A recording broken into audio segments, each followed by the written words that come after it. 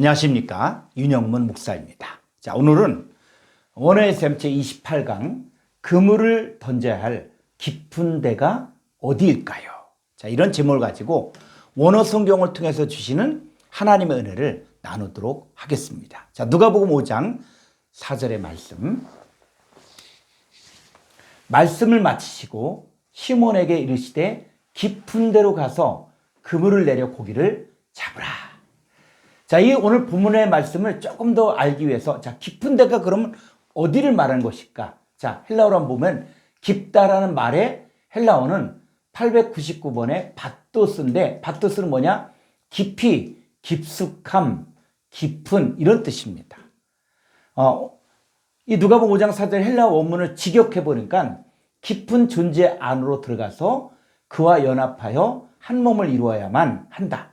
그리고 너의 그물들을 고기 안으로 내려야만 한다. 자, 이런 내용입니다.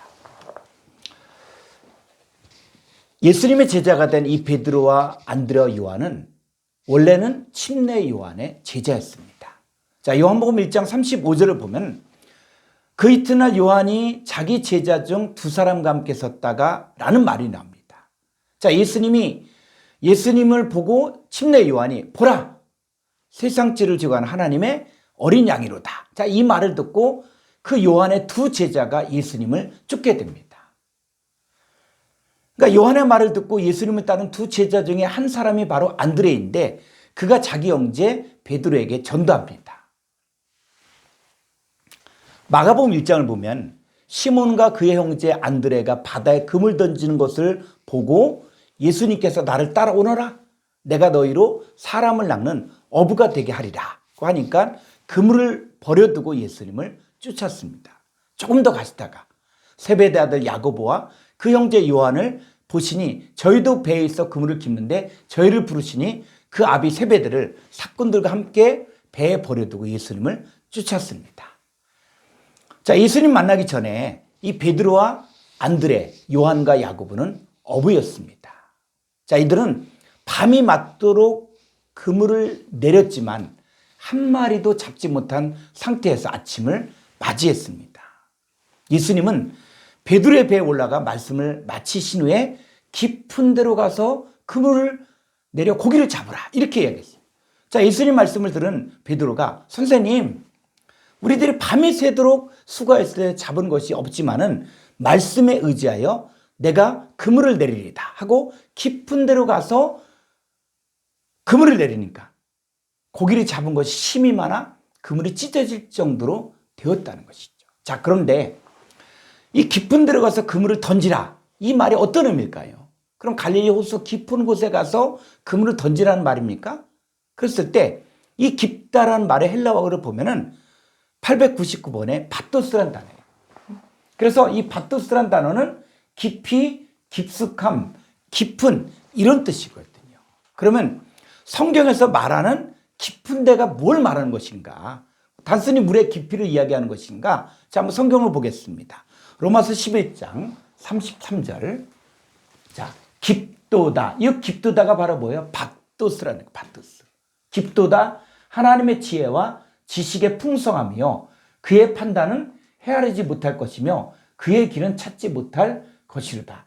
자, 이 한글 성경은 로마서 11장 33절을 좀 의역을 했거든요. 좀 정확하게 헬라어로 보면은 이 깊다, 이 바토스란 말은 하나님의 지혜와 지식과 부유함의 깊이를 말하는 것인데, 이걸 직역해 보니까 헤아리지 못할 판단들과 측량할 수 없는 길들과 같은 하나님의 지혜와 지식과 부유함의 깊음이요. 자, 여기서 깊다란 말이 어떤 뜻입니까? 하나님의 지혜, 하나님의 지식, 하나님의 부유함의 깊이를 말한다는 것이죠.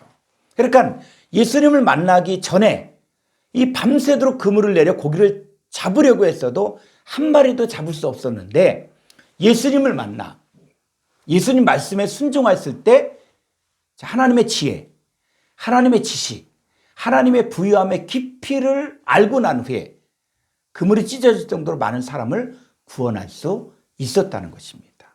여러분, 사람을 낚는 어부가 되려면 하나님의 지혜와 하나님의 지식과 하나님의 부유함의 깊이가 있어야 돼요.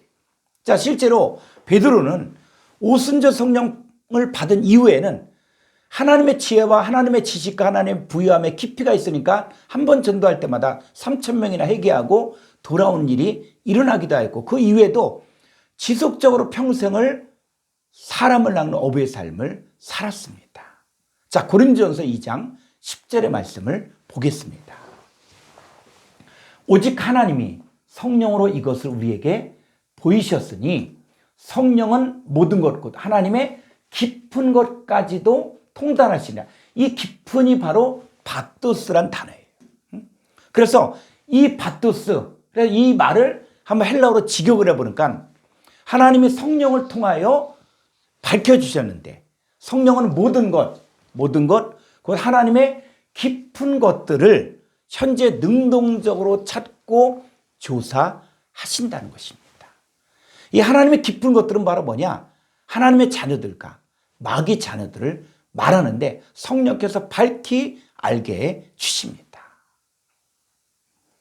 이 빛과 어둠이 섞여 있을 때는 혼돈하고 공허했지만 예수님께서 빛을 비춤으로 빛과 어둠을 나누신 것처럼 하나님의 자녀들이 하나님의 자녀답게 드러내야 됩니다. 자, 이때 필요한 것이 무엇입니까? 바로 하나님의 지혜와 지식과 부유함의 깊이, 바토스가 있어야 되는 것이에요. 자, 우리는 세상의 지혜를 가지고 신앙생활하는 것이 아니라 하나님의 지혜로 신앙생활을 해야 합니다. 하나님이 자기를 사랑한 자들을 예비하신 모든 것은 세상의 지혜만을 추구하는 사람의 눈으로는 보지 못하고 또 귀로도 듣지 못하고 사람의 마음으로도 생각하지도 못하는 것들입니다. 하나님 우리의 영광을 위하여 만세 전에 예비하신 것은 인간의 지혜가 아닌 하나님의 지혜로만이 알 수 있습니다. 그래서 하나님께로부터 영을 받아야만 하나님께서 우리에게 은혜를 주신 것들을 알 수 있습니다. 자, 본문 내용으로 가면 베드로는 예수님을 만나 하나님께로부터 온 영을 받아 하나님의 깊은 지혜를 알므로 사람을 낚는 어부가 될 수 있었습니다. 자, 우리도 깊은 데로 가서 그물을 내려 고기를 잡아야 합니다.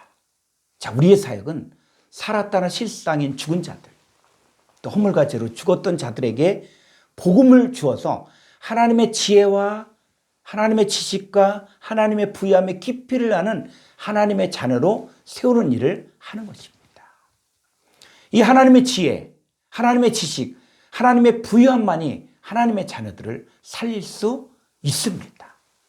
우리가 성령을 통하여 하나님의 깊은 것을 알아야만 하나님께서 우리에게 은혜를 주신 것들을 알 수 있습니다. 이 하나님의 세계와 마귀 세계를 분별하고 정확히 알아야만 온전한 사역을 할 수 있습니다.